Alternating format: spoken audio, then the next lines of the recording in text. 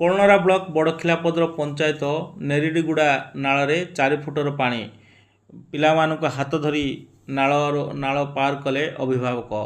रायगढ़ जिला कोलनरा ब्लॉक बड़खिलापदर पंचायतर आज अपराह्न समय उपर मुंडे प्रबल वर्षा होता जहाँफल नेरिडीगुड़ा नाल अत्यधिक 4 फुटर पानी आसाला। प्रबल वर्षा होगा फल पानी आसाला एवं नाल सेपटे रही स्कूल पिंडापदर स्कूल अपराह्न 4टा समय छाड़ी यही समय नाल पानी आसी देखि अभिभावक माने निजर पिला हाथ धरी भरा नईरे पार करते। ए हूँ से दृश्य समस्त अभिभावक माने गाँव आसते पिला निज निज पिला हाथ धरी यही भरा नई पार करथिबा दृश्य देखा मिलता। प्रति वर्ष यही नाल पानी आसी थाए एवं स्कूल पिला माने जिबा आसिबा सह गाँ लोक मध्य असुविधार सम्मुखीन होता ना पुणी नालर पानी कमिले लोके जिबा आसिबा करिथांते बोली लोके कहिसंती।